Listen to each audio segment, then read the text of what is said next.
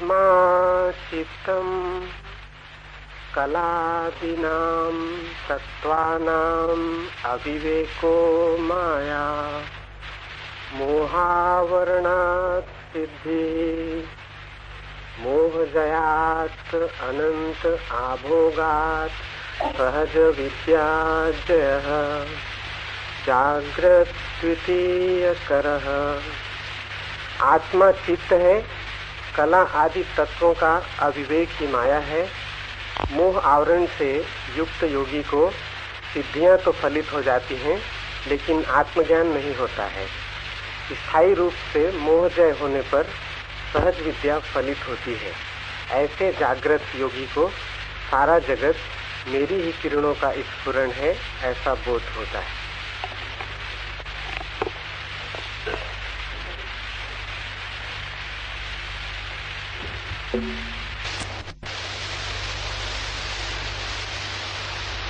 आत्मा चित्त,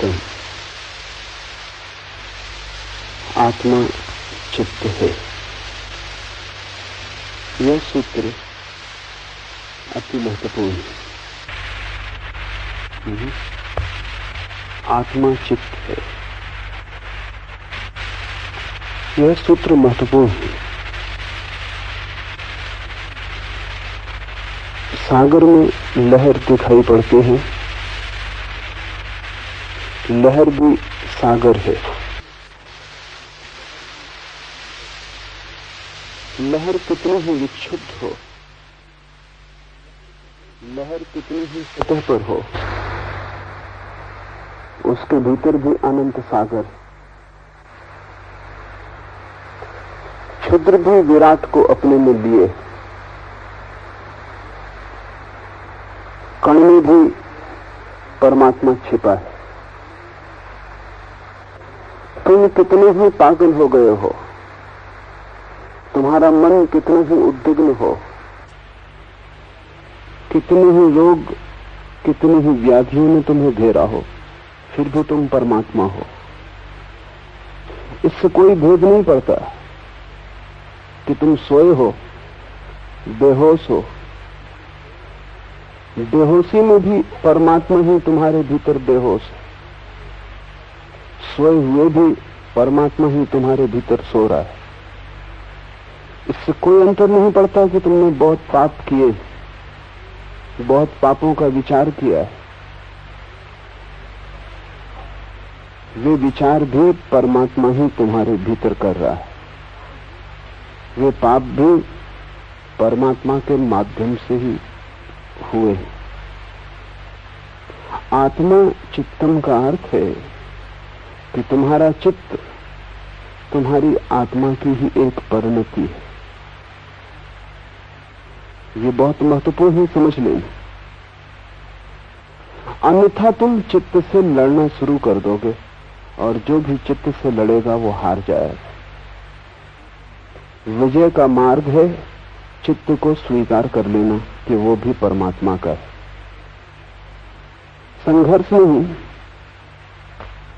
व्यर्थ की, द्वंद्व की, द्वैत की स्थिति नहीं। लहर भी सागर है। इस प्रतीति के साथ ही मन की विकृतियां क्षीण होनी शुरू हो जाती।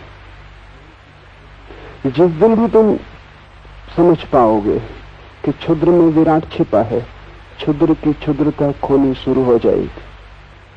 उसकी सीमा तुम्हारी मानी हुई है। छोटे से कण की भी कोई सीमा नहीं, वो भी असीम का ही भाग है। सीमा तुम्हारी आंखों के कारण दिखाई पड़ती। जैसे ही तुम देख पाओगे कि सीमा में भी असीम छिपा है, सीमा खो जाएगी। ये जीवन की गहनतम प्रतीति है कि जिस दिन भी व्यक्ति अपने चित्त में भी परमात्मा को देखने लगता है, अपनी बुराई में भी उसी को देखता है, अपने भटकन में भी उसके ही चरण चिन्हों को पाता है, उसी दिन से भटकन बंद हो जाती। भटकन का अर्थ है कि तुमने अपने को परमात्मा से अलग माना है। उस अलगपन में ही तुम्हारा सारा पाप है, तुम्हारी सारी विकृति है। तुमने अपने को भिन्न माना है, वही तुम्हारा अहंकार है।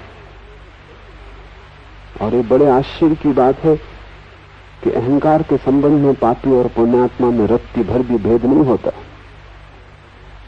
पापी भी अहंकार से भरा होता है उतने ही जितना जिसे हम पुण्यात्मा कहते हैं वो अहंकार से भरा होता है। उनके कृत्य होंगे अलग, लेकिन उनकी प्रतीति एक ही। दोनों ही अपने को भिन्न मान रहे हैं। एक अपने को बुरा मान रहा है, एक अपने को भला मान रहा है, लेकिन दोनों अपने को भिन्न मान रहे हैं। और जब तक तुम भिन्न मानोगे तब तक तुम भिन्न बने रहोगे। भिन्न तुम हो नहीं, तुम्हारी मान्यता ने ही तुम्हें संकीर्ण किया है, तुम्हारी धारणा ने ही तुम्हें बांधा है। तुम अपने ही ख्याल में, अपने ही ख्याल के कारागृह में कैद हो। अन्यथा चारों तरफ खुला आकाश और कहीं कोई दीवार नहीं। किसी ने तुम्हें रोका नहीं, किसी ने कोई बाधा खड़ी नहीं की। तुम्हारी अस्मिता कैसे गल जाए। आत्मा चित्तम, इसका अर्थ है कि तुम नहीं हो, तुम परमात्मा हो। तुम बड़े विराट से जुड़े हो, तुम छोटी लहर नहीं पूरे सागर हो। इस विराट की प्रतीति से तुम्हारा अहंकार खो जाएगा, और जहां अहंकार नहीं वहां पाप का कोई उपाय नहीं। एक ही पाप है कि मैं पृथक हूं, और ये पृथकता का भाव जिसे हम साधु कहते हैं उसमें भी बना रहता है। मैंने सुना है एक हठयोगी मरा, स्वर्ग पहुंचा, द्वार पर दस्तक दी, द्वार खुला और पहरेदार ने कहा स्वागत, भीतर आए। हठयोगी ठिठक गया। उसने कहा अगर ऐसा स्वर्ग में सभी का स्वागत हो रहा है, क्योंकि न तुमने पूछा पता ठिकाना, न तुमने पूछा कृत्य, न तुमने पूछा कौन हो, क्या किया, पुण्य की पाप, कुछ भी पूछा नहीं, और सीधा अगर इस तरह स्वागत है ऐरे गहरे नत्थु खैरों का, तो ये स्वर्ग मेरे लिए नहीं। न आरक्षण किया, न कोई रिजर्वेशन, न कोई पूछताछ, सीधा स्वागत। तो फिर ये मेरी धारणा का स्वर्ग नहीं। ये अहंकार पुण्य से भरा है, पाप से नहीं। साधना की है इसमें, बड़ी सिद्धियां पाई होंगी, लेकिन सब सिद्धियां व्यर्थ हो गई। सभी सिद्धियों ने अहंकार को ही भरा है, वे असिद्ध हो गई। बर्नार्ड शॉ को नोबेल प्राइज मिली, तो एक छोटा सा लेकिन बड़ा कीमती क्लब है यूरोप में, वो केवल 100 व्यक्तियों को सदस्यता देता है पूरी पृथ्वी पर, चुने हुए लोगों का, जिनकी बड़ी महिमा है। नोबेल पुरस्कार जिन्होंने पाए हैं या कोई और बड़ी जिनकी उपलब्धि है, बड़े चित्रकार, मूर्तिकार, साहित्यकार, और केवल 100 से ज्यादा संख्या उस क्लब की नहीं होती। जब एक सदस्य मरता है तभी कोई नया व्यक्ति प्रवेश करता है। लोग जीवन भर प्रतीक्षा करते हैं उस क्लब की सदस्यता मिल जाए। जब बर्नार्ड शॉ को नोबेल प्राइज मिली तो उस क्लब की सदस्यता का निमंत्रण उसके पास आया, और क्लब ने कहा हम गौरवान्वित होंगे तुम्हें अपना सदस्य बनाकर। बर्नार्ड शॉ ने उत्तर में लिखा, जो क्लब मुझे सदस्य बना के गौरवान्वित होता है वो मेरे योग्य नहीं।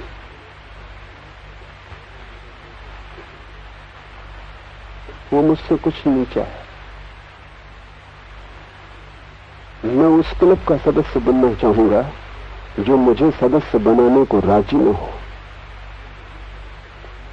अहंकार हमेशा दुर्गम को खोजता है, कठिन को खोजता है,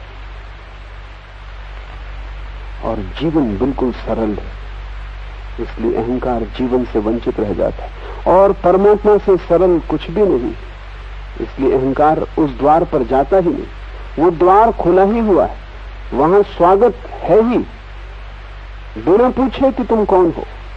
अगर परमात्मा के द्वार पर भी पूछा जाता हो कि तुम कौन हो, तब होगा स्वागत, तो वो द्वार सांसारिक हो गए। तुम उस द्वार पर ही खड़े हो। अगर तुमने पीठ की है तो अपने ही कारण, द्वार ने तुम्हें तिरस्कार नहीं किया है।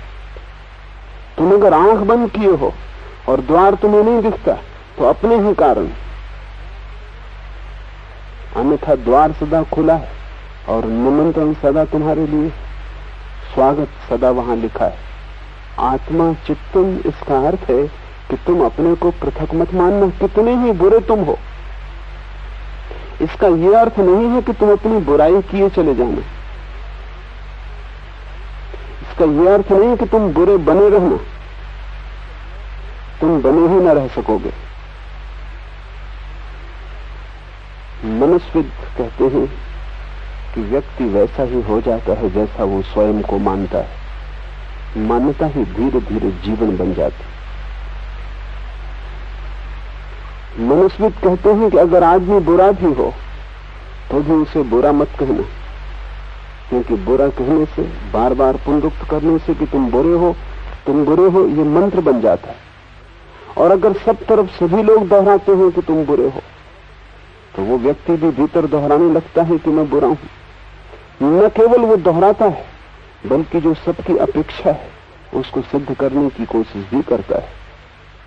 धीरे धीरे बुराई में आबद्ध हो जाता है। शायद धर्म की जगत में खोज करने वाले लोग इस सत्य को बहुत पहले पहचान लिए थे। उन्होंने तुम्हें जीवन की परम सत्ता को मंत्र बनाने को कहा है। आत्मा चित्तम, तुम परमात्मा हो, तुम्हारी आत्मा ही तुम्हारा मन है। ये बड़ी से बड़ी बात है जो तुम्हारे संबंध में कही जा सकती है।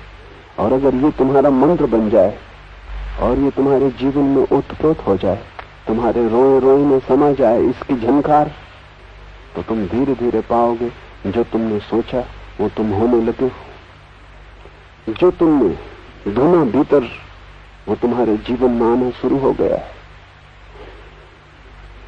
धर्म की शुरुआत तुम नहीं हो, परमात्मा है, इस सूत्र से होती है। माना तुम सोए हो, मानो कि तुम बहुत अर्थों में बुरे हो, मानो कि बहुत भूल चूक तुमने की, लेकिन इससे तुम्हारे स्वभाव में कोई भी फर्क नहीं पड़ता। निर्मलता तुम्हारा स्वभाव है। तुम कितने ही बुरा किए हो, इस बात का स्मरण आ जाए कि मैं परमात्मा हूं, सब बुराई कट जाएगी।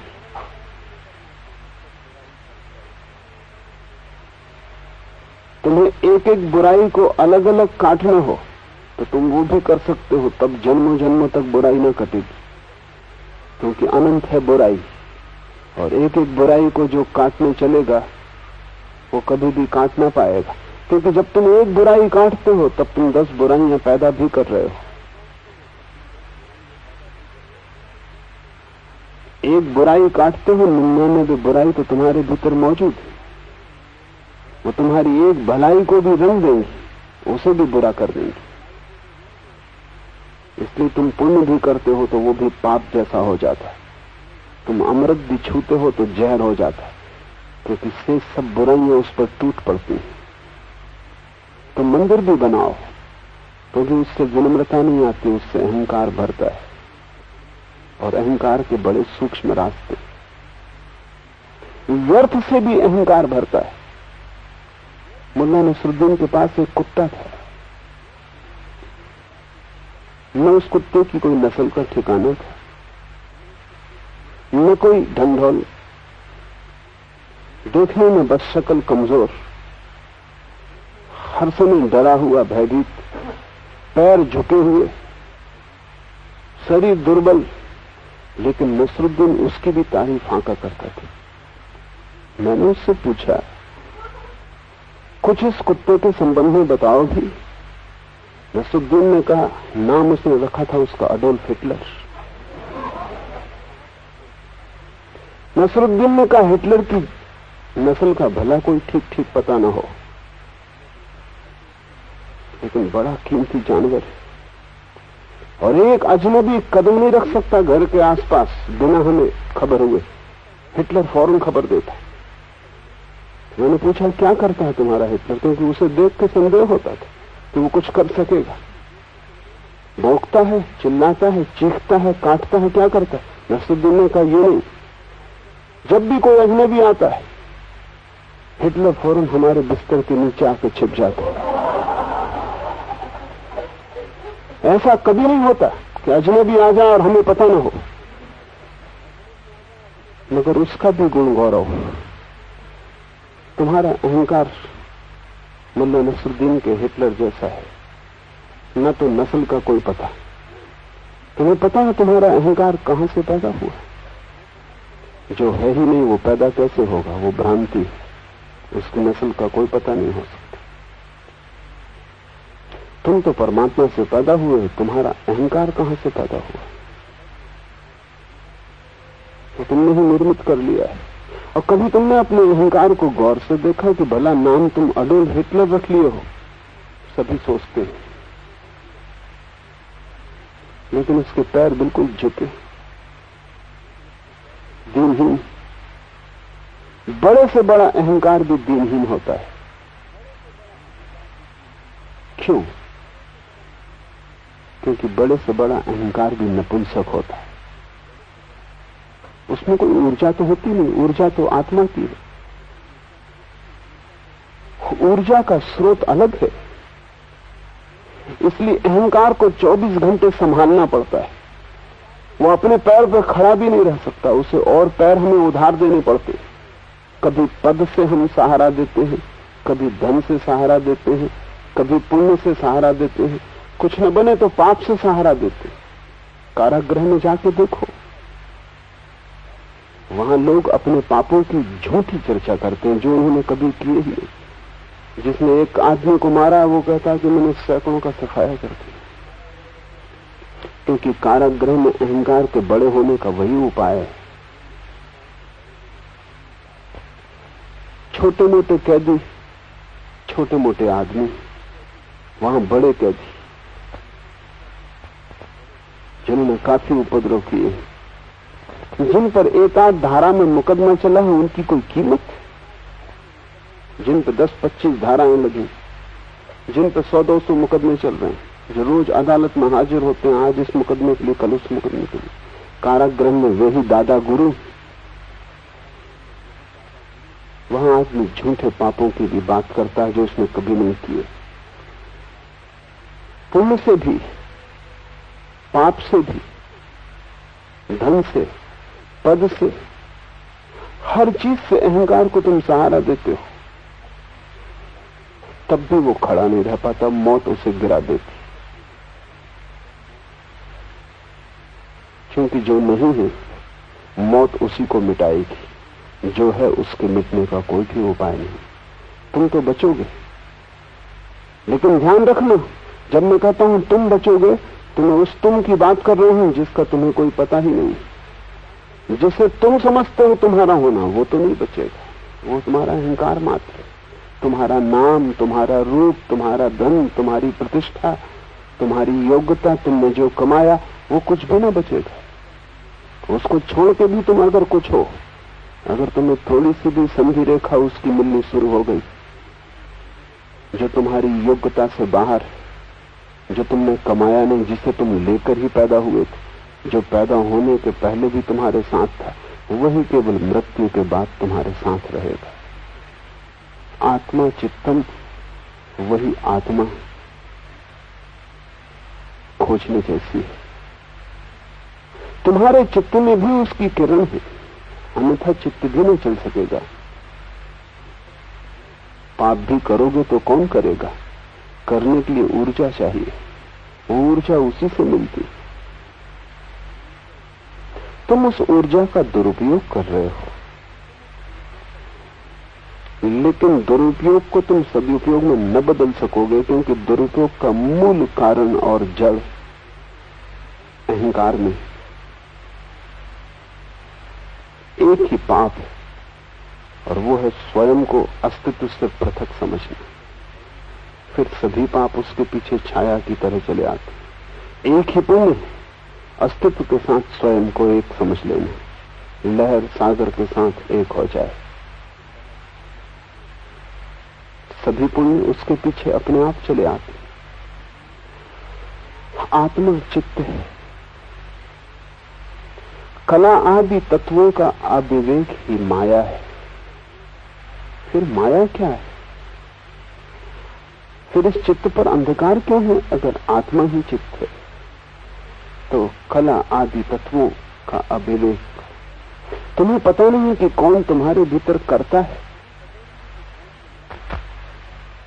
कौन है असली कलाकार भीतर तुम्हारे, कौन है मौलिक तत्व, उसका तुम्हें पता नहीं। और जिसे तुम समझ रहे हो कि ये कर रहा है वो है ही नहीं। ना कुछ को पकड़ के तुम जी रहे हो, इसीलिए परेशान हो। पूरी जिंदगी दौड़ धूप के भी परेशानी नहीं मिटती, सिर्फ बढ़ती।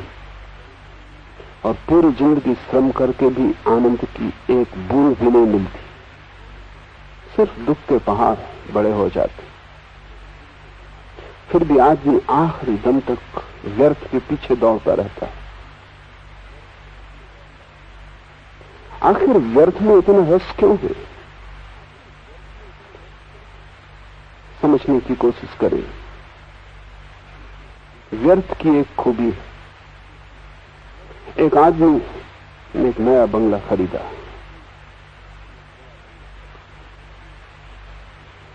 बगीचा लगाया, फूल के बीज डाले, पौधे भी आने शुरू हुए, लेकिन साथ साथ घास पात भी उगा। वो थोड़ा चिंतित हुआ। उसने पड़ोसी मुल्ला नसरुद्दीन से पूछा कि कैसे पहचाना जाए कि क्या घास पात है और क्या असली पौधा है। नसरुद्दीन ने कहा सीधी तरकीब है, दोनों को उखाड़ लो। जो फिर से उगाए वो घास पात है। व्यर्थ की एक खूबी, उखाड़ो, उखाड़ने से कुछ नहीं मिटता। उखाड़ने में सार्थक तो खो जाएगा, व्यर्थ फिर उगाएगा। सार्थक को बो, तब भी पक्का नहीं कि फसल काट पाओगे, क्योंकि हजार बाधाएं। व्यर्थ को बो ही मत, तो भी फसल काटोगे। उखाड़ उखाड़ के फेंको तो और उगाएगा। व्यर्थ को बनाने में श्रम नहीं करना पड़ता है, सार्थक को बनाने में बड़ा श्रम करना पड़ता है। इसलिए तुमने व्यर्थ को चुना है। वो अपने से उग रहा है। किसी को चोर होने के लिए मेहनत नहीं करनी पड़ती, चोरी घास पात की तरह उगती। किसी को काम वासना से भरने के लिए कोई श्रम करना पड़ता है, कोई प्रार्थना, कोई योग, कोई साधना। वो घास पात की तरह उगता है। क्रोध करने के लिए कहीं सीखने जाना पड़ता है, किसी विद्यापीठ में नहीं, वो घास पात की तरह बढ़ता है। ध्यान सीखना हो तो कठिनाई शुरू होती, प्रेम सीखना हो तो बड़ी कठिनाई शुरू होती। मोह बढ़ता है अपने आप घास पात की तरह, प्रेम श्रम मांगता है। और प्रेम को अगर लाना हो तो घास पात को प्रतिक्षण उखाड़ के फेंकना पड़े, नहीं तो घास पात उस सबको खा जाएगा जो सार्थक है, उस सबको ढांक लेगा, छिपा लेगा। व्यर्थ की एक खूबी है कि वो तुमसे श्रम नहीं मांगता। तुम आलसी बने रहो, वो अपने आप बढ़ता है। वो तुम्हें मृत्यु के आखिरी क्षण तक पकड़े रहेगा। साधक का अर्थ है जिसने सार्थक की खोज शुरू की। सार्थक को पाना यात्रा है, पर्वत की तरफ, ऊंचाई की तरफ। व्यर्थ को पाना लुढ़कने जैसा है, जैसे पत्थर पहाड़ से लुढ़कता हो। वो अपने ही आप चला आता है, गुरुत्वाकर्षण से नीचे ले आता है, कुछ करना नहीं पड़ता है। तुमने अब तक जीवन में कुछ नहीं किया है, इसलिए तुम व्यर्थ हो। तुम कहोगे नहीं, ऐसी बात नहीं, मैंने धन कमाया, मैं पद प्रतिष्ठा पर पहुंचा, मैंने बड़ी उपाधियां इकट्ठी की हैं, फिर भी मैं तुमसे कहता हूं कि वो सब तुमने किया नहीं, वो घास पात की तरह अपने आप बढ़ा है। और अगर गौर से तुम भीतर विश्लेषण करोगे तो तुम्हें भी दिखाई पड़ जाएगा कि धन कमाने के लिए तुमने कुछ किया नहीं। धन की आकांक्षा घास पात की तरह तुम्हारे भीतर थी, वो बढ़ गई। तुम उखाड़ के भी फेंको तो भी बढ़ जाती है। तुमने घर बनाने के लिए कुछ किया नहीं, वो वासना तुम्हारे भीतर घास पात की तरह बढ़ी, वो मृत्यु के आखिरी क्षण तक तुम्हें पकड़ी रहेगी। साधक का अर्थ है जो सत्य को समझ जाए कि जो अपने आप बढ़ रहा है वो व्यर्थ ही होगा, मुझे कुछ बोना पड़ेगा। मैंने सुना है कि एक महिला एक मनोवैज्ञानिक के पास गई और उसने कहा कि अब सहायता की जरूरत है। वो बहुत दिन टाला, लेकिन अब मुझे कहना ही पड़ेगा, मेरी सहायता करें। मनोवैज्ञानिक ने पूछा क्या है समस्या? उसने कहा समस्या मेरी नहीं, मेरे पति की। समस्या ये है कि जैसा प्रेम प्रथम में उन्होंने दिखाया था, अब वो धीरे धीरे खो गया। और जैसी प्रगाढ़ वासना उनमें पहले थी, वो धीरे धीरे क्षीण हो गई। पहले वो बाढ़ की तरह थी, अब वो एक सूखी नदी की तरह हुए जा रहे हैं। मनोवैज्ञानिक भीतर से तो हंसना चाहा, लेकिन बाहर उसने गंभीरता रखी, व्यवसायिक की गंभीरता। और उसने पूछा लेकिन आपकी उम्र क्या है? उस महिला ने कहा बस केवल 72 वर्ष। और तुम्हारे पति की उम्र? उसने कहा बस केवल 86 वर्ष। सभी लोग ऐसा सोचते हैं कि बस केवल 80-90, केवल मृत्यु के खिलाफ लगाए हुए। क्या अभी कोई उम्र है? अभी तो जैसे शुरुआत है। और मनोवैज्ञानिक ने कहा कि कब तुम्हें ये लक्षण दिखाई पड़ने शुरू हुए कि पति की ऊर्जा खो रही है, शक्ति खो रही है, प्रेम वासना कम हो रही? पत्नी ने कहा कल रात और आज सुबह फिर।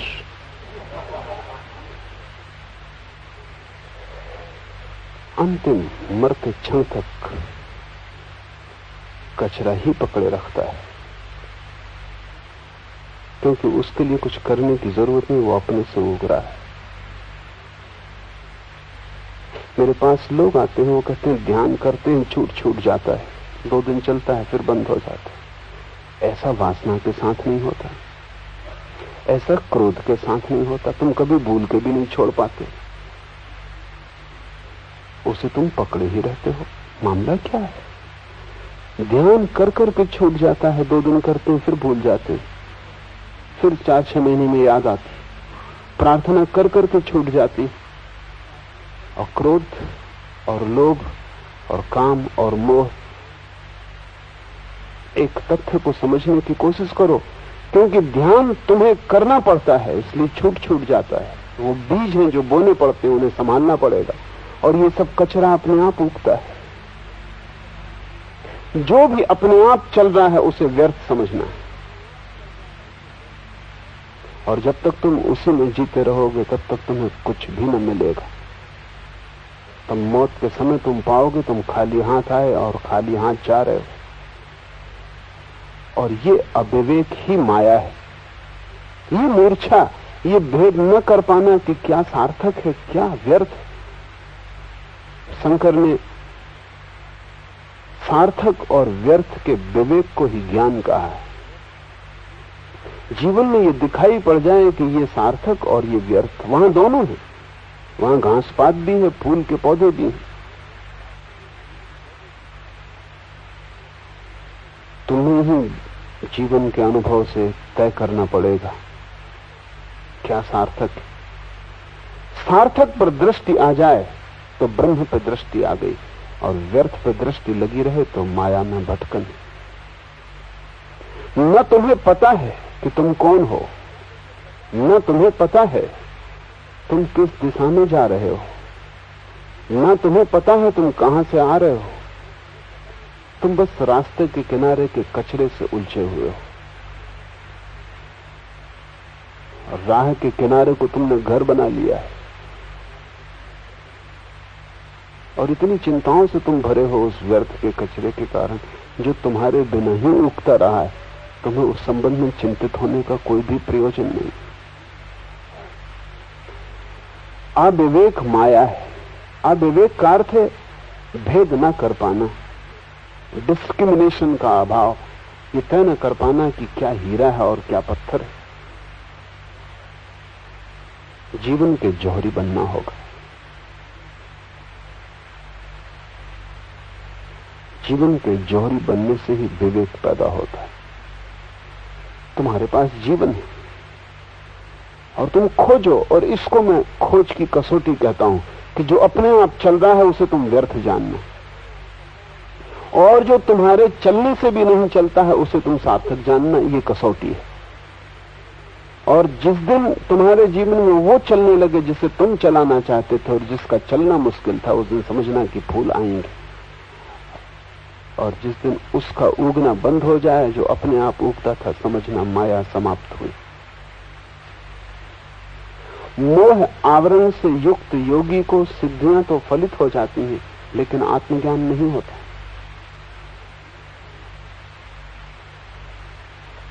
और ये व्यर्थ इतना महत्वपूर्ण हो गया है जीवन में कि जब तुम सार्थक को भी साधने जाते हो तब भी सार्थक नहीं सधता, व्यर्थ ही सधता है। लोग ध्यान करने आते हैं तो भी उनकी आकांक्षा को समझने की कोशिश करो तो बड़ी हैरानी होती है। ध्यान से भी वो व्यर्थ को ही मांगते हैं। मेरे पास वो आते हैं, वो कहते हैं ध्यान करना चाहता हूं क्योंकि शारीरिक बीमारियां हैं। क्या आप आश्वासन देते हैं कि ध्यान करने से वो दूर हो जाएंगे? अच्छा होता वो चिकित्सक के पास गए होते। अच्छा होता कि उन्होंने आदमी खोजा होता जो शरीर की चिकित्सा करता है। वो आत्मा के वैद्य के पास भी आते हैं तो भी शरीर के इलाज के लिए ही। वो ध्यान भी करने को तैयार हैं तो भी ध्यान उनके लिए औषधि से ज्यादा नहीं है, और वो औषधि भी शरीर के लिए। मेरे पास लोग आते हैं, वो कहते हैं कि बड़ी कठिनाई में जीवन जा रहा है, धन की असुविधा है, क्या ध्यान करने से सब ठीक हो जाएगा? ये मोह का आवरण इतना घना है कि तुम अगर अमृत को भी खोजते हो तो जहर के लिए। बड़ी हैरानी की बात है।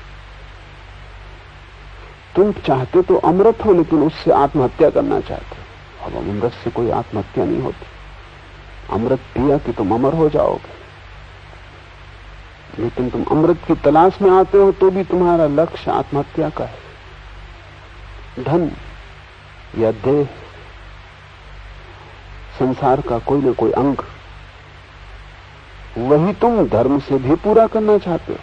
सुनो लोगों की प्रार्थनाएं मंदिरों में जाकर वे क्या मांग रहे हैं, और तुम पाओगे कि वे मंदिर में भी संसार मांग रहे हैं। किसी के बेटे की शादी नहीं हुई है, किसी के बेटे को नौकरी नहीं मिली, किसी के घर में कलह है। मंदिर में भी तुम संसार को ही मांगने जाते हो। तुम्हारा मंदिर सुपरमार्केट होगा, बड़ी दुकान होगा जहां ये चीजें भी बिकती, जहां सभी कुछ बिकता है, लेकिन तुम्हें अभी मंदिर की कोई पहचान नहीं। इसलिए तुम्हारे मंदिरों में जो पुजारी बैठे हैं वे दुकानदार हैं, क्योंकि वहां जो लोग आते हैं वे संसार के ही ग्राहक। असली मंदिर से तो तुम बचोगे। मेरे एक मित्र दांत के डॉक्टर, उनके घर में मेहमान थे। बैठा था उनके बैठक खाने में। दिन सुबह एक छोटा सा बच्चा डरा डरा भीतर प्रविष्ट हुआ। चारों तरफ उसने चौंक के देखा, फिर मुझसे पूछा कि क्या मैं पूछ सकता हूं। बड़े फुसफुसा के कि डॉक्टर साहब भीतर हैं या नहीं? मैंने कहा वो अभी बाहर गए। प्रसन्न हो गया वो बच्चा। उसने कहा मेरी मां ने भेजा था दांत दिखाने। क्या मैं आपसे पूछ सकता हूं कि वो फिर कब बाहर जाएंगे? बस ऐसी तुम्हारी हालत है। अगर मंदिर तुम्हें मिल जाए तो तुम बचोगे। दांत का दर्द तुम सह सकते हो, लेकिन दांत का डॉक्टर तुम्हें जो दर्द देगा वो तुम सहने को तैयार नहीं। तुम छोटे बच्चों की भांति हो। तुम संसार की पीड़ा सह सकते हो, लेकिन धर्म की पीड़ा सहने की तुम्हारी तैयारी नहीं। और निश्चित ही धर्म भी पीड़ा देगा। वो धर्म पीड़ा नहीं देता। वो तुम्हारे संसार के दांत इतने सड़ गए हैं, उनको निकालने में पीड़ा होगी। धर्म पीड़ा नहीं देता। धर्म तो परम आनंद है। लेकिन तुम दुख में ही जिए हो और तुमने दुख ही अर्जित किया है। तुम्हारे सब दांत पीड़ा से भर गए हैं, उनको खींचने में कष्ट होगा। तुम इतने डरते हो उनको खींचे जाने से कि तुम राजी हो उनकी पीड़ा और जहर को झेलने को। उससे तुम विषाक्त हुए जा रहे हो। तुम्हारा सारा जीवन गलित हुआ जा रहा है, लेकिन तुम इस दुख से परिचित हो। आदमी परिचित दुख को झेलने को राजी होता, अपरिचित सुख से भी भय लगता है। ये दांत भी तुम्हारे हैं, ये दर्द भी तुम्हारा है, इससे तुम जन्मों जन्मों से परिचित हो। लेकिन तुम्हें पता नहीं कि अगर ये दांत निकल जाएं, ये पीड़ा खो जाए, तो तुम्हारे जीवन में पहली दफा आनंद का द्वार खुलेगा। तुम मंदिर भी जाते हो तो तुम पूछते हो पुजारी से, परमात्मा फिर कब बाहर होंगे, तब मैं आऊं। तुम जाते भी हो, तुम जाना भी नहीं चाहते हो। तुम कैसी चाल अपने साथ खेलते हो, इसका हिसाब लगाना बहुत मुश्किल है।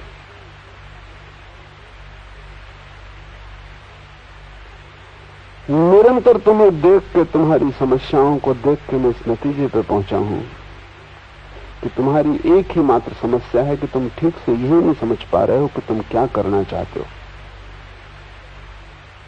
ध्यान करना चाहते हो, ये भी पक्का नहीं। फिर ध्यान नहीं होता तो तुम परेशान होते हो।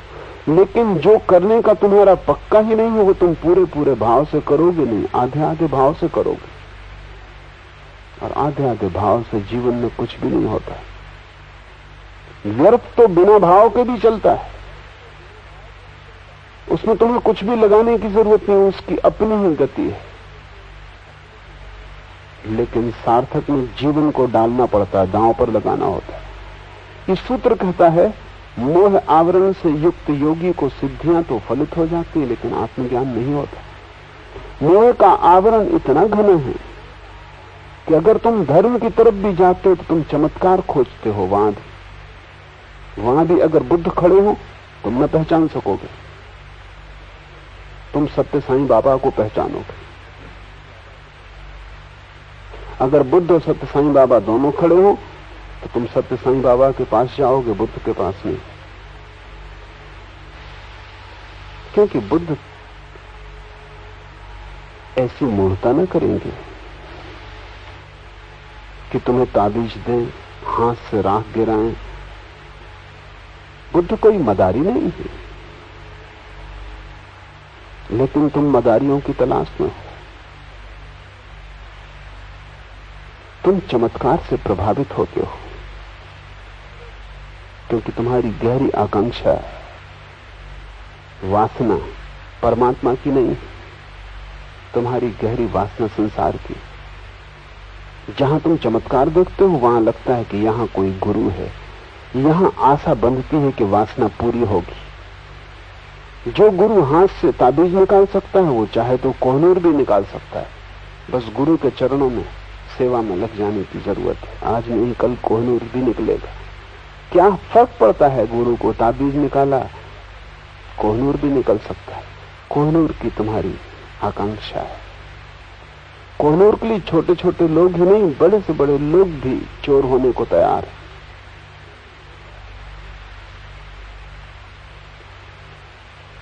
जिस आदमी के हाथ से राख गिर सकती है सुनने से, वो चाहे तो तुम्हें अमरत्व प्रदान कर सकता है।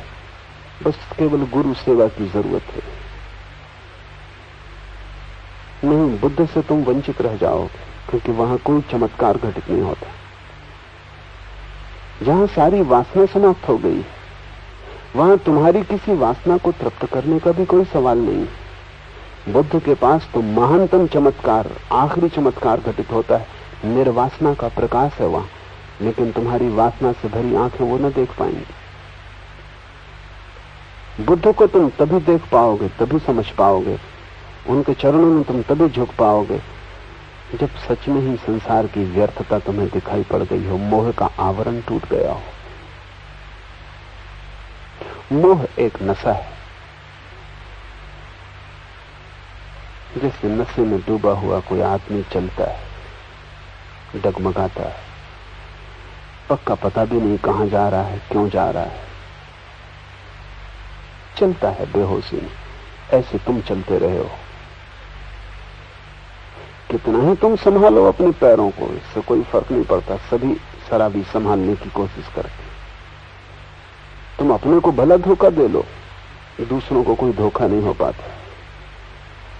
सभी शराबी कोशिश करते हैं कि वो नशे में नहीं। वो जितनी कोशिश करते हैं उतना ही प्रकट होता है। और ये मोह नशा है। और जब मैं कहता हूं मोह नशा है, तो बिल्कुल रासायनिक अर्थों में कहता हूं कि मोह नशा है। मोह की अवस्था में तुम्हारा पूरा शरीर नशीले द्रव्यों से भर जाता है। वैज्ञानिक अर्थों में भी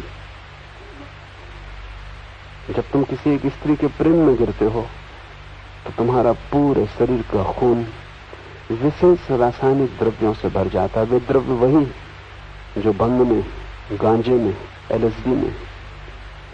इसलिए स्त्री जिसके तुम प्रेम में पड़ गए हो, वो स्त्री अलौकिक दिखाई पड़ने लगती। वो इस पृथ्वी की नहीं मालूम होती।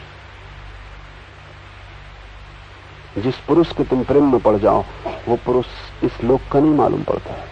नशा उतरेगा तब वो दो कौड़ी का दिखाई पड़ेगा। जब तक नशा है, इसलिए तुम्हारा कोई भी प्रेम स्थायी नहीं हो सकता, क्योंकि नशे की अवस्था में किया गया है। वो मोह का एक रूप है। होश में नहीं हुआ है, वो बेहोशी में हुआ है। इसलिए हम प्रेम को अंधा कहते हैं। प्रेम अंधा नहीं, मोह अंधा है। हम भूल से मोह को प्रेम समझते हैं। प्रेम तो आंख, उससे बड़ी कोई आंख नहीं। प्रेम की आंख से तो परमात्मा दिखाई पड़ जाता है, इस संसार में छिपा हुआ। मोह अंधा है। जहां कुछ भी नहीं है, वहां सब कुछ दिखाई पड़ता है। मोह एक सपना है। और जिनको हम योगी कहते हैं, वो भी इस मोह से ग्रस्त होते हैं। सिद्धियां तो हल हो जाती हैं, वे कुछ शक्तियां तो पा लेते हैं। शक्तियां पानी कठिन नहीं। दूसरे के मन के विचार पढ़े जा सकते हैं, थोड़ा ही उपाय करने की जरूरत है। दूसरे के विचार प्रभावित किए जा सकते हैं, थोड़ा ही उपाय करने की जरूरत है। आदमी आए, तुम बता सकते हो कि तुम्हारे मन में क्या ख्याल है, थोड़े ही उपाय करने की जरूरत है। विज्ञान है, धर्म का इससे कुछ लेना देना नहीं। मन को पढ़ने का विज्ञान है, जैसे किताब को पढ़ने का विज्ञान है। जो अपढ़ है, वो तुम्हें किताब को पढ़ के देख के बहुत हैरान होता है, क्या चमत्कार हो रहा है। जहां कुछ भी नहीं दिखाई पड़ता, उसे काले धब्बे, वहां से तुम ऐसा आनंद ले रहे हो, कविता का, उपनिषद का, वेद का, मंत्र मुग्ध हो रहे हो। अपढ़ देख के हैरान होता है। मुल्ला नसरुद्दीन के गांव में वो अकेला ही पढ़ा लिखा आदमी था। और जब अकेला ही कोई पढ़ा लिखा आदमी हो, तो पक्का नहीं कि वो पढ़ा लिखा है भी कि नहीं, क्योंकि कौन पता लगाए। गांव में जिसको भी चिट्ठी वगैरह लिखवानी होती, वो नसरुद्दीन के पास आता, वो चिट्ठी लिख देता था। एक दिन एक बुढ़िया आई, उसने कहा तो चिट्ठी लिख दो नसरुद्दीन। नसरुद्दीन ने कहा अभी न लिख सकूंगा, मेरे पैर में बहुत दर्द है। बुढ़िया ने कहा हद हो गई, पैर के दर्द से चिट्ठी लिखने का संबंध क्या। नसरुद्दीन ने कहा उस विस्तार में मत जाओ, लेकिन मैं कहता हूं कि पैर में दर्द है, मैं चिट्ठी ना लिखूंगा। बुढ़िया भी जिद्दी थी, उसने कहा मैं बिना जाने जाऊंगी नहीं, क्योंकि मैं बेपढ़ी लिखी हूं, लेकिन ये मैंने कभी सुना नहीं कि पैर के दर्द से चिट्ठी लिखने का क्या संबंध। नसरुद्दीन ने कहा तू नहीं मानती तो मैं बता दूं। फिर पढ़ने दूसरे गांव तक कौन जाएगा? वो मुझे को जाना पड़ता है। मेरी लिखी चिट्ठी मैं ही पढ़ सकता हूं।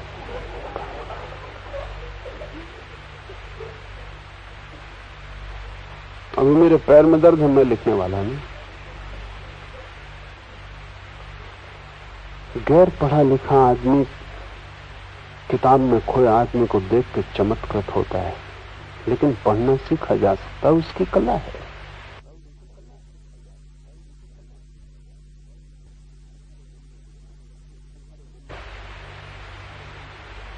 तुम्हारे मन में विचार चलते हैं, तुम देखते हो विचारों को, दूसरा भी उनको देख सकता है, उसकी कला है।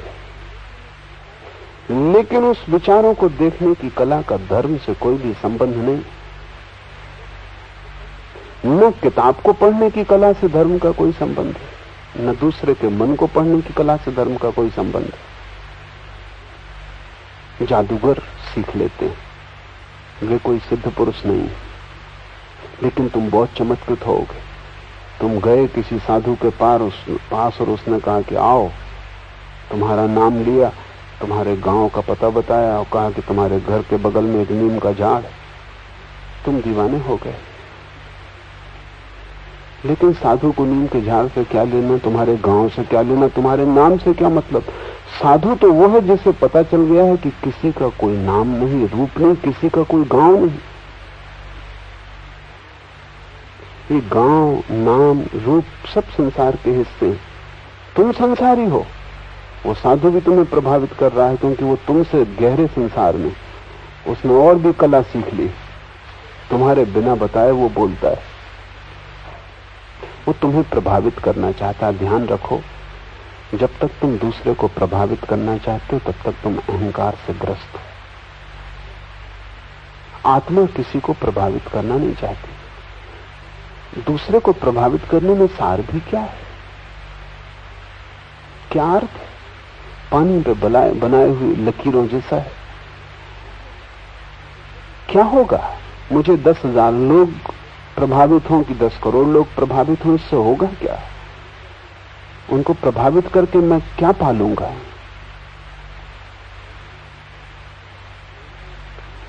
अज्ञानियों की भीड़ को प्रभावित करने की इतनी उत्सुकता अज्ञान की खबर देती है।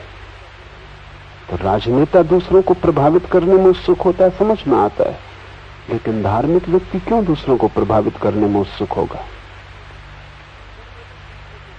और जब भी तुम दूसरे को प्रभावित करना चाहते हो तब तक एक बात याद रखना, तुम आत्मस्थ नहीं हो। दूसरे को प्रभावित करने का अर्थ है कि तुम अहंकार स्थित हो। अहंकार दूसरे के प्रभाव को भोजन की तरह उपलब्ध करता है, उसी पे जीता है। जितनी आंखें मुझे पहचान लें उतना मेरा अहंकार बड़ा होता है। अगर सारी दुनिया मुझे पहचान ले तो मेरा अहंकार सर्वोत्कृष्ट हो जाता है।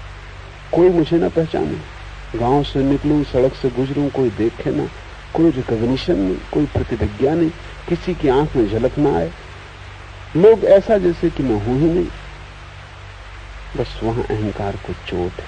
अहंकार चाहता है दूसरे को।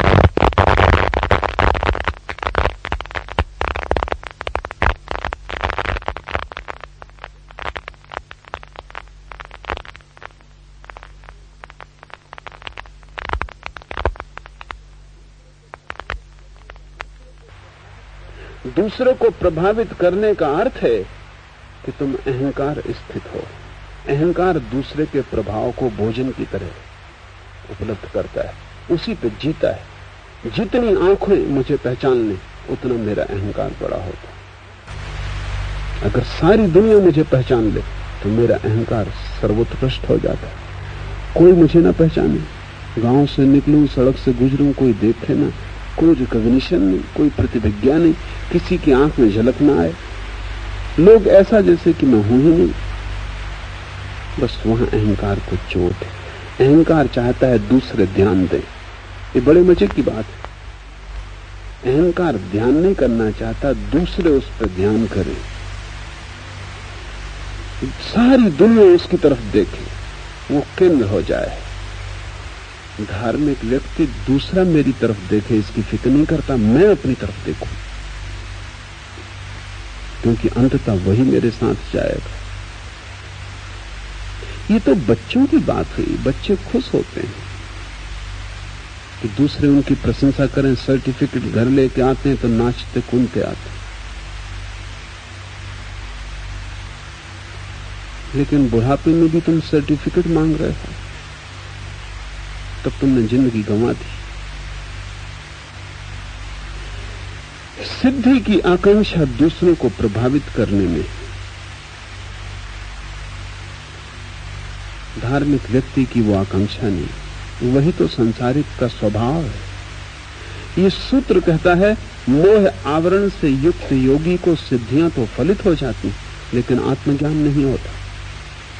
वो कितना ही बड़ी सिद्धियों को पाले, उसके छूने से मुर्दा जिंदा हो जाए, उसके स्पर्श से बीमारियां खो जाएं, वो पानी को छू दे और औषधि हो जाए, लेकिन उससे आत्मज्ञान का कोई भी संबंध नहीं। सच तो स्थिति उल्टी है। जितना ही वो व्यक्ति सिद्धियों से भरता जाता है, उतना ही आत्मज्ञान से दूर होता जाता है। क्योंकि जैसे जैसे अहंकार भरता है, वैसे वैसे आत्मा खाली होती, और जैसे जैसे अहंकार खाली होता है, वैसे वैसे आत्मा भरती। तुम दोनों को साथ ही साथ न भर पाओगे। दूसरे को प्रभावित करने की आकांक्षा छोड़ दो, अन्यथा योग भी भ्रष्ट हो जाएगा। तब तुम योग भी साधोगे, वो भी राजनीति होगी, धर्म नहीं। और राजनीति एक जाल है। फिर इन के इन प्रकार आदमी दूसरे को प्रभावित करना चाहता है, फिर सीधे और गलत रास्ते से भी प्रभावित करना चाहता है। लेकिन प्रभावित तुम करना ही इसलिए चाहते हो कि तुम दूसरे का शोषण करना चाहते हो। मैंने सुना है, चुनाव हो रहे थे और एक संध्या 3 आदमी हवालात में बंद किए गए। अंधेरा था, तीनों ने अंधेरे में एक दूसरे को परिचय दिया।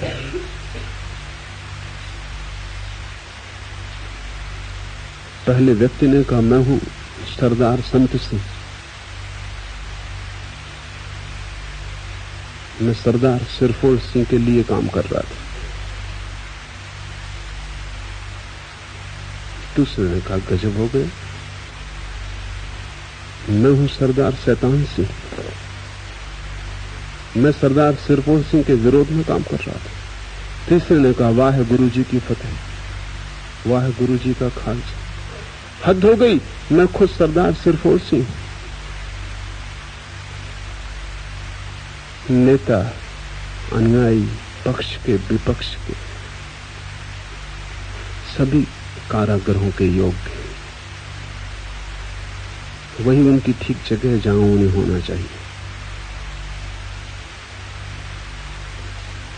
क्योंकि पाप की शुरुआत वहां से होती है जहां मैं दूसरे व्यक्ति को प्रभावित करने चलता हूं।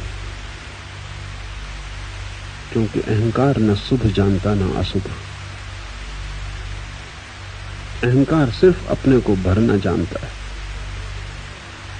कैसे अपने को भरता है, ये बात गौण है। अहंकार की एक ही आकांक्षा है कि मैं अपने को भरूं, परिपुष्ट हो जाऊं। और चूंकि अहंकार एक सूनापन है, सब उपाय करके भी भर नहीं पाता, खाली ही रह जाता है। तो जैसे जैसे उम्र हाथ से खोती है, वैसे वैसे अहंकार पागल होने लगता है, क्योंकि अभी तक भर नहीं पाया, अभी तक यात्रा अधूरी है और समय बीता जा रहा है। इसलिए बूढ़े आदमी चिड़चिड़े हो जाते हैं। वो चिड़चिड़ापन किसी और के लिए नहीं, वो चिड़चिड़ापन अपने जीवन की असफलता के लिए। जो भरना चाहते थे वो भर नहीं पाए। और बूढ़े आदमी का चिड़चिड़ाहट और घनी हो जाती, क्योंकि उसे लगता है कि जैसे जैसे वो बूढ़ा हुआ है वैसे वैसे लोगों ने ध्यान देना बंद कर दिया है, बल्कि लोग प्रतीक्षा कर रहे हैं कि वो कब समाप्त हो जाए। मुल्ला नसरुद्दीन 100 साल का हो गया। मैंने उससे पूछा कि क्या तुम कुछ कारण बता सकते हो नसरुद्दीन, कि परमात्मा ने तुम्हें इतनी लंबी उम्र क्यों दी? उसने बिना कुछ झिझक के कहा, संबंधियों के धैर्य की परीक्षा के लिए। सभी बूढ़े संबंधियों की धैर्य की परीक्षा कर रहे हैं। 24 घंटे देख रहे हैं कि ध्यान उनकी तरफ से हटता जा रहा है। मौत तो उन्हें बाद में मिटाएगी, लोग उनकी पीठ उन्हें पहले ही मिटा देती, उससे चिड़चिड़ापन पैदा होता है। तुम सोच भी नहीं सकते कि निक्सन का चिड़चिड़ापन अभी कैसा होगा। सब पीठ हो गई, जिनके चेहरे थे, जो अपने थे वो पराये हो गए, जो मित्र थे वो शत्रु हो गए, जिन्होंने सहारे दिए थे उन्होंने सहारे छीन लिए, सब ध्यान हट गया। निक्सन अस्वस्थ है, बेचैन है, परेशान है। जो भी आदमी जाता है निक्सन के पास, उससे वो पहली बात ये पूछते कि मैंने जो किया वो ठीक किया, लोग मेरे संबंध में क्या कह रहे हैं। अभी आदमी शिखर पर था, अभी आदमी खाई में पड़ा है। ये शिखर और खाई किस बात की थी? ये आदमी तो वही है जो कल था, पत्थर था, वही आदमी अभी भी है। सिर्फ अहंकार शिखर पे था, अब खाई में। आत्मा तो जहां की तहां।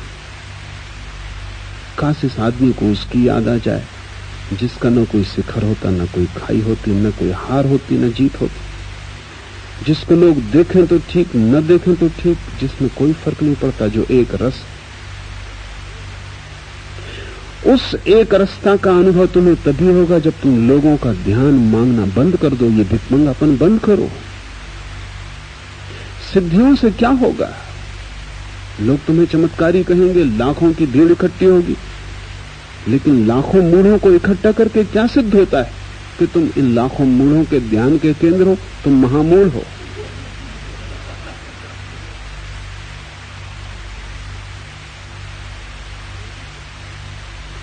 अज्ञानी से प्रशंसा पाके भी क्या मिलेगा?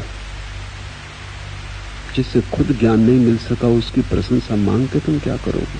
जो खुद भटक रहा है उसके तुम नेता हो जाओगे?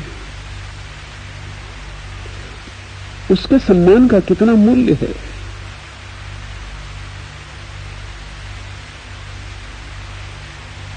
सुना है मैंने, सूफी फकीर हुआ फरीद, वो जब बोलता था तो कभी लोग ताली बजाते तो वो रोने लगता।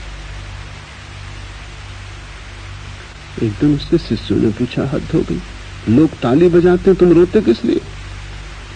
तो फरीद ने कहा कि वो ताली बजाते तब मैं समझता हूं कि मुझसे कोई गलती हो गई होगी, अन्यथा वो ताली कभी ना बजाते। गलत लोग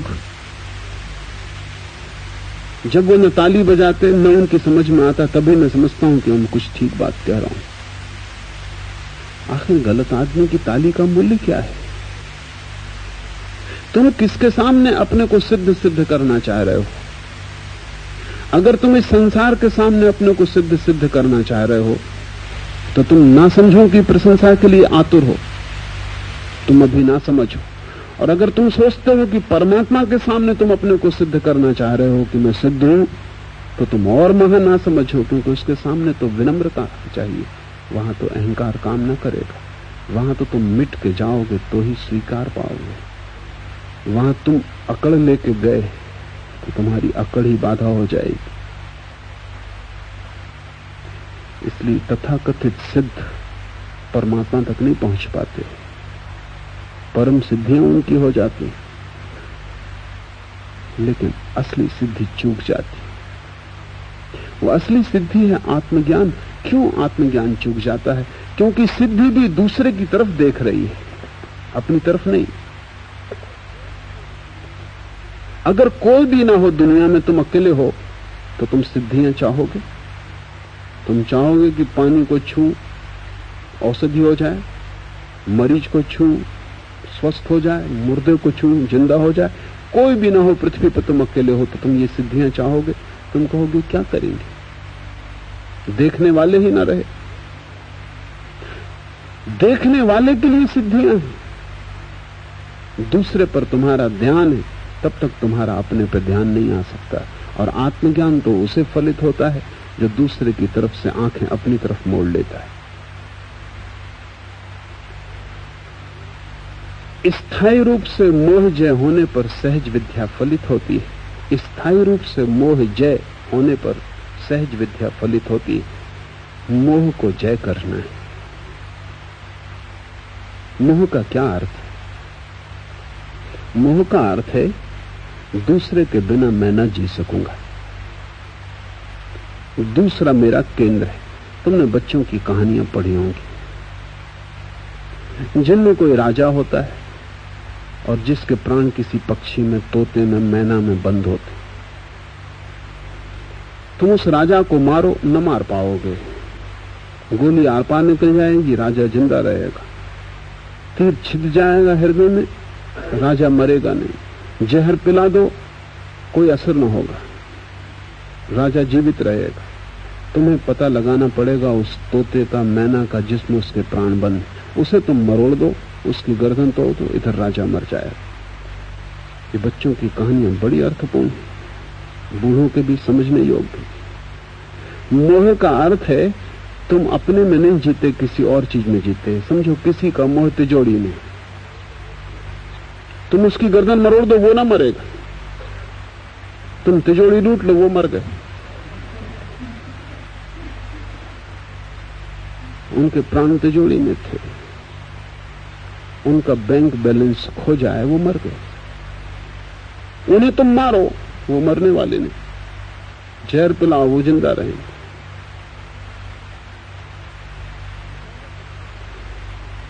मोह का अर्थ है तुमने अपने प्राण अपने से हटा के कहीं और रख दिए।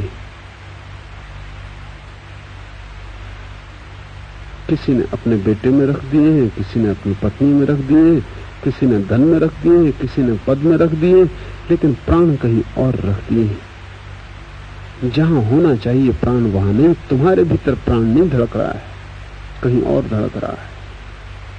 तब तुम मुसीबत में रहोगे। यही मोह संसार है, क्योंकि जहां जहां तुमने प्राण रख दिए उनके तुम गुलाम हो जाओगे। जिस राजा के प्राण तोते में बंद है, वो तोते का गुलाम होगा, क्योंकि तोते के ऊपर सब कुछ निर्भर है। तोता मर जाए तो हमारे प्राण गए, तो तोते को संभालेगा।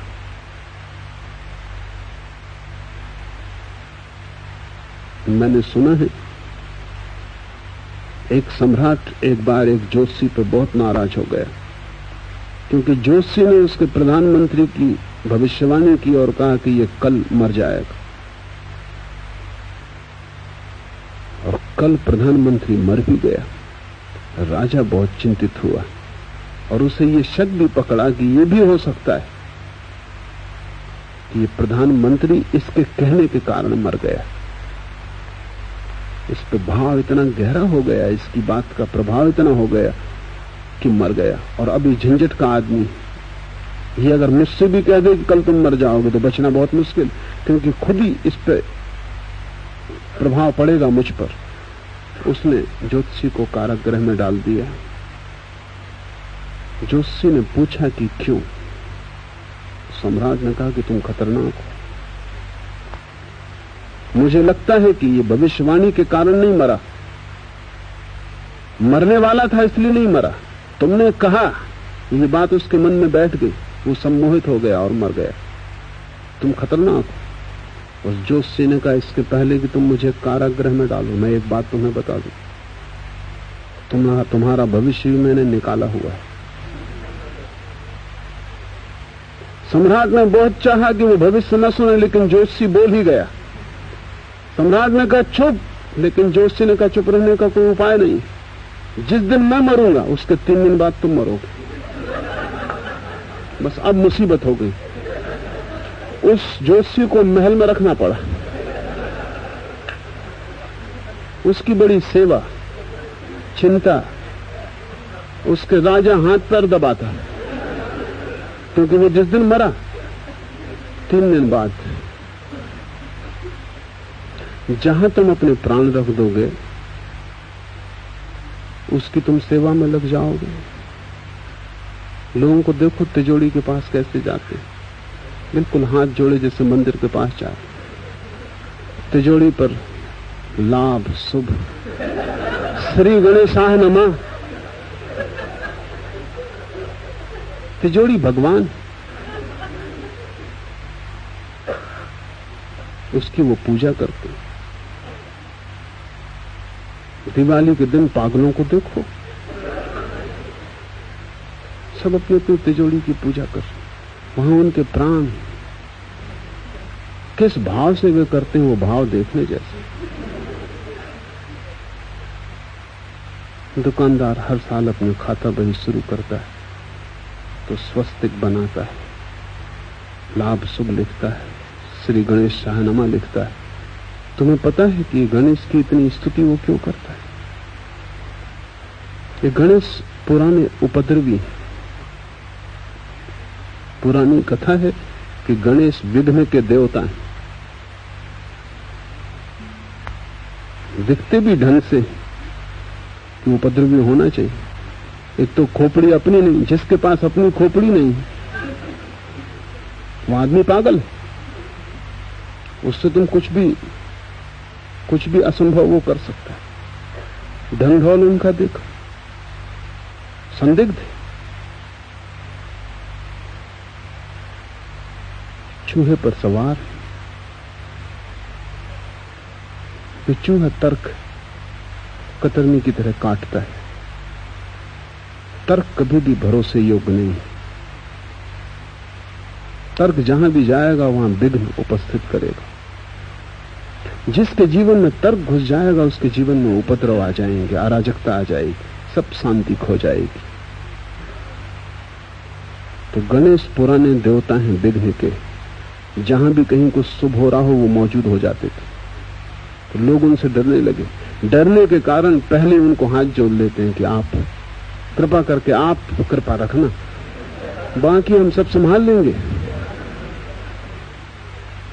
और धीरे धीरे हालत ऐसी हो गई कि जो देवता विघ्न का था लोग उसको मंगल का देवता मानने लगे। पर वो भूल गए कहानी। वो उनका हाथ जोड़ना ठीक ही है कि यहां मत आना, इस तरफ कृपा दृष्टि रखना।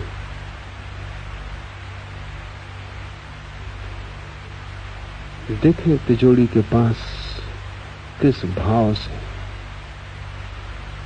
भक्त धन की पूजा करता है।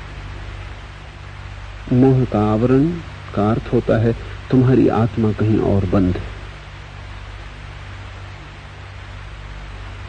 वो पत्नी में हो, धन में हो, पद में हो, वो कहीं भी हो, इससे कोई फर्क नहीं पड़ता। लेकिन तुम्हारी आत्मा तुम्हारे भीतर नहीं है, मोह का ये अर्थ है। और शाश्वत स्थायी रूप से मोह जय का अर्थ है तुमने सारी प्रतंत्रता छोड़ दी। अब तुम किसी और पर निर्भर होकर नहीं जीते, तुम्हारा जीवन अपने में निर्भर है। तुम स्व केंद्रित हुए, तुम्होंने अपने अस्तित्व को ही अपना केंद्र बना लिया। अब पत्नी न रहे, धन न रहे तो भी कोई फर्क न पड़ेगा, वो ऊपर की लहरें हैं।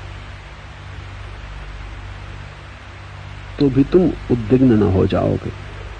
सफलता रहे कि विफलता, सुख आए कि दुख, कोई अंतर न पड़ेगा। क्योंकि अंतर पड़ता था इसलिए कि तुम उन पर निर्भर थे। मोह जय का अर्थ है परम स्वतंत्र हो जाना। मैं किसी पर निर्भर नहीं हूं, ऐसी प्रतीति। मैं अकेला काफी हूं, पर्याप्त हूं, ऐसी तृप्ति। मेरा होना पूरा है, ऐसा भाव मोह जय। जब तक दूसरे के होने पर तुम्हारा होना निर्भर है तब तक मोह पकड़ेगा, तब तक तुम दूसरे को जकड़ोगे। वो कहीं छूट ना जाए, कहीं खो ना जाए रास्ते में, क्योंकि उसके बिना तुम कैसे रहोगे। मुल्ला नसरुद्दीन की पत्नी मरी, तो औपचारिक रूप से रो रहा था, लेकिन मुसलमान नसरुद्दीन का एक मित्र था, वो बहुत ही ज्यादा शोरगुल मचा कर रो रहा था, छाती पीट रहा, आंसू बहा रहा। मुल्ला नसरुद्दीन से भी ना रहा गया। उसने कहा कि मेरे भाई मत इतना शोरगुल कर, मैं फिर शादी करूंगा, तू इतना ज्यादा दुखी मत हो। वो मित्र जो थे मुल्ला नसरुद्दीन की पत्नी के प्रेमी थे। मुल्ला नसरुद्दीन के प्राण वहां न थे, लेकिन उनके प्राण वहां थे। उसने ठीक ही कहा कि तू इतना शोरगुल मत कर, मैं फिर शादी करूंगा। कौन सी चीज तुम्हें रुलाती है वही तुम्हारा मोह है। कौन सी चीज के खो जाने से तुम अभाव अनुभव करते हो वही तुम्हारा मोह है। सोचना कौन सी चीज खो जाए तो तुम एकदम दिनहीन हो जाओगे, वही तुम्हारे मोह का बिंदु है। और इसके पहले कि वो खोए तुम उस पर अपनी पकड़ छोड़ना, क्योंकि वो खोएगी। इस संसार में कोई भी चीज स्थिर नहीं है, न मित्रता न प्रेम, कोई भी चीज स्थिर नहीं है। यहां सब बदलता हुआ है। संसार का स्वभाव प्रतिक्षण परिवर्तन है। एक बहाव है, नदी की तरह बह रहा है, यहां कुछ भी ठहरा हुआ नहीं है।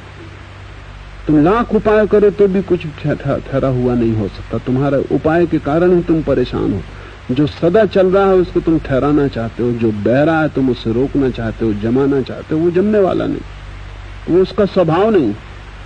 परिवर्तन संसार है, और वहां तुम चाहते हो कुछ स्थायी सहारा मिल जाए, वो नहीं मिलता। इसलिए तुम प्रतिपल दुखी हो, हर क्षण तुम्हारे सहारे खो जाते। एक बात खोजने की चेष्टा करना कि कौन सी चीजें हैं जो खो जाएं तो तुम दुखी हो गए। इसके पहले कि वे खोएं तुम अपनी पकड़ हटाना शुरू कर देना। ये मोह जय का उपाय है। पीड़ा होगी, लेकिन ये पीड़ा झेलने जैसी ये तपस्या है। कुछ छोड़ के भाग जाने की जरूरत नहीं। तुम अपनी पत्नी को छोड़ के हिमालय भाग जाना, तुम जहां हो वहीं रहना, लेकिन पत्नी पर निर्भरता को धीरे धीरे काटते जाना। कोई जरूरत नहीं कि पत्नी को इससे दुख दो, पत्नी को पता भी नहीं चलेगा, कोई कारण भी नहीं पता चलाने का किसी को। जीसस ने कहा है तुम्हारा बायां हाथ क्या करता है दाएं को पता न चले, तो ही तुम ठीक ठीक साधक हो। क्योंकि दूसरे को पता चलाने की इच्छा भी अहंकार की इच्छा है। तुम पता चलाना चाहते हो दूसरे को कि देखो पत्नी को छोड़ दिया, हिमालय जा रहे हैं, कितना महान कार्य कर लिया। कुछ भी महान कार्य नहीं। कोई भी पति से पूछो, सभी पति हिमालय जाना चाहते, नहीं जा पाते, ये दूसरी बात है। इसमें कुछ मुल्ला नसरुद्दीन एक दिन पहुंचा गांव के पागलखाने और उसने द्वार खटखटाया। सुपरिंटेंडेंट ने दरवाजा खोला और कहा क्या मामला है। उसने कहा कि क्या कोई आदमी पागलखाने से भाग गया। सुपरिंटेंडेंट ने कहा तुम्हें इससे क्या मतलब, और क्या तुमने किसी को भागते देखा। उसने कहा कि नहीं, मेरी पत्नी को लेकर कोई आदमी भाग गया है। तो मैंने सोचा जरूर कोई पागलखाने से छूट गया, क्योंकि हम खुद ही छूटना चाह रहे थे, वो अपने हाथ से आ फंसा।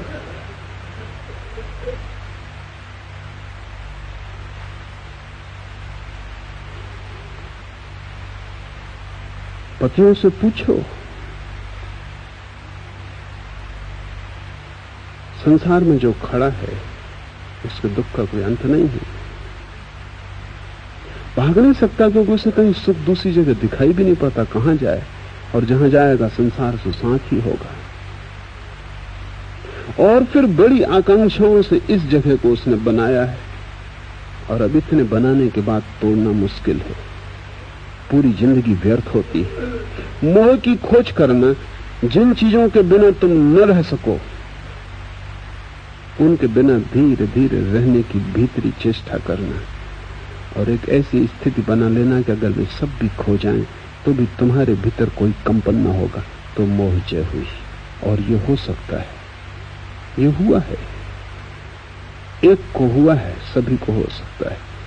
सूत्र कहता है सेवका, स्थायी रूप से मोह जय होने पर सहज विद्या फलित होती, और जिस दिन भी मोह जय हो जाती उसी दिन तुम पाते हो कि उस विद्या का तुम्हें अनुभव होने लगा। वो ज्ञान स्फुरने लगा, जो सहज है, जो किसी से सीखा नहीं जाता, वही आत्मज्ञान है। आत्मज्ञान दूसरे से सीखने की कोई सुविधा नहीं, वो भीतर स्फुरित होता है, जैसे वृक्षों में फूल लगते हैं, जैसे झरने बहते हैं। ऐसा तुम्हारे भीतर जो बह रहा है, सदा कलकलनाद कर रहा है, वो तुम्हारा ही है, सहज, उसे किसी से लेना नहीं। कोई गुरु उसे नहीं दे सकता, सभी गुरु उस तरफ इशारा करते हैं। जब तुम पाओगे तब तुम पाओगे ये भीतर ही छिपा था, ये अपनी ही संपदा है। इसलिए सहज विद्या, दो तरह की विद्याएं हैं। संसार की विद्या सीखनी दूसरे से सीखनी पड़ेगी, वो सहज नहीं है। कितना ही बुद्धिमान आदमी हो, संसार की विद्या दूसरे से सीखनी पड़ेगी। और कितना ही मूढ़ आदमी हो तो भी आत्मविद्या दूसरे से नहीं सीखनी पड़ेगी, वो तुम्हारे भीतर है। बाधा मोह की है, मोह कट जाता है, बादल छट जाते हैं, सूर्य निकल आता है। ऐसे जागृत योगी को सारा जगत मेरी ही किरणों का परिस्फुरण है, ऐसा बोध होता है। और जिस दिन सहज विद्या का जन्म होता है, जागृति आती है, तो दिखाई पड़ता है कि सारा जगत मेरी ही किरणों का स्फुरण है। तब तुम केंद्र हो जाते हो।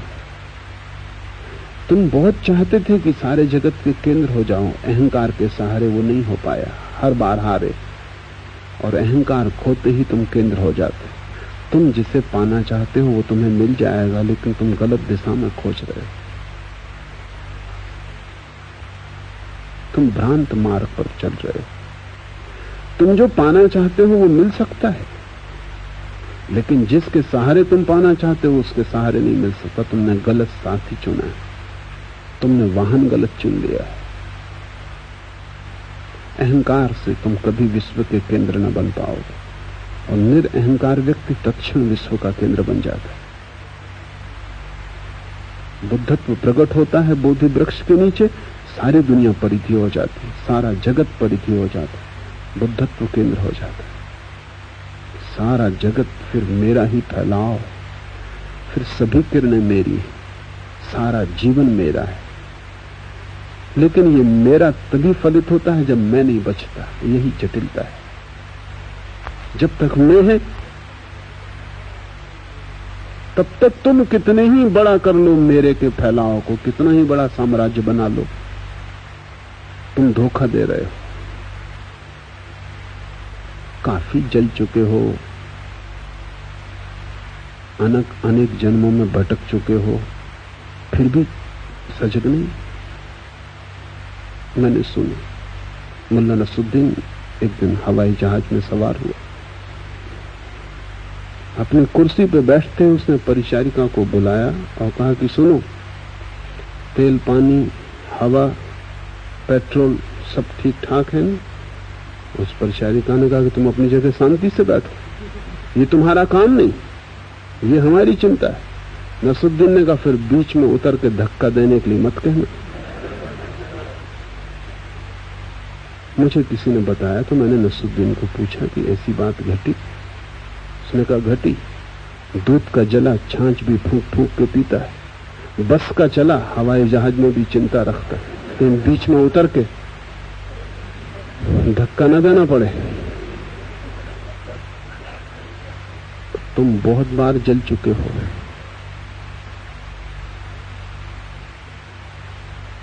छाछ को भी फूंक फूंक के पीना तो दूर, तुमने भी दूध को भी फूंक फूंक के पीना नहीं सीखा है। जीवन की बड़ी से बड़ी दुविधा यही है कि हम अनुभव से सीख नहीं पाते। लोग कहते हैं कि अनुभव से हम सीखते हैं, दिखाई नहीं पड़ता। कोई अनुभव से सीखता हुआ दिखाई नहीं पड़ता। फिर तुम वही भूलें करते हो। नई भी करो तो भी कुछ कुशलता है, नई भी करो तो कुछ जीवन में गति हो, प्रौढ़ता है। वही भूलें बार बार करते हो, पुनरुक्ति करते हो। चित्त एक वर्तुल है, तुम उसी में घूमते रहते हो चाक की तरह,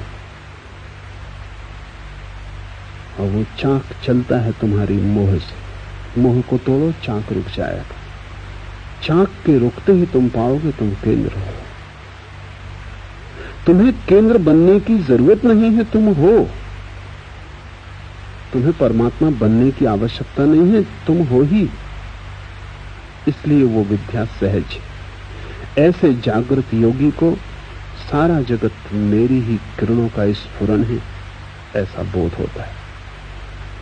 और इस बोध का परम आनंद, इस बोध में परम अमृत, इस बोध के आते ही तुम्हारे जीवन से सारा अंधकार खो जाता है, सारा दुख, सारी चिंता।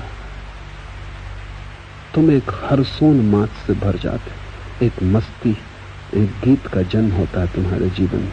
तुम्हारी श्वास श्वास पुलकित हो जाती, सुगंधित हो जाती किसी अज्ञात के स्रोत से।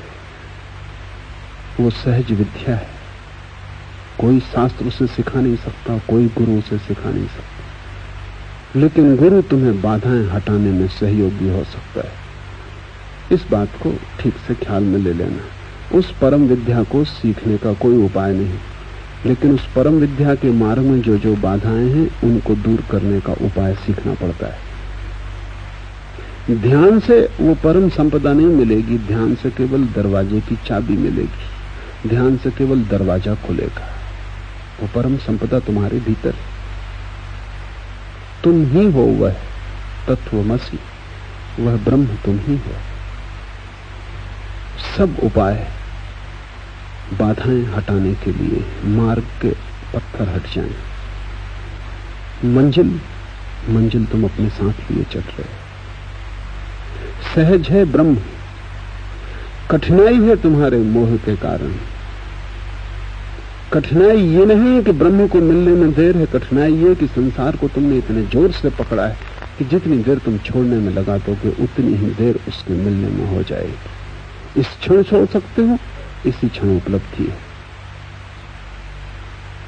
रुकना चाहो, जन्म जन्मों से तुम रुके हो, और भी जन्म जन्म रुक सकते हो। वैसे काफी हो गया, जरूरत से ज्यादा रुक लिए। अब और रुकना जरा भी अर्थपूर्ण नहीं।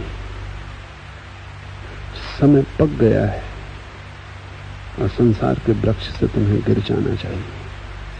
और डरो मत कि वृक्ष से गिरेंगे तो खो जाएंगे, खो जाओगे, लेकिन तुम्हारा जो व्यर्थ है वही खोएगा। जो सार्थक है वो अनंत गुना होकर उपलब्ध हो जाता है।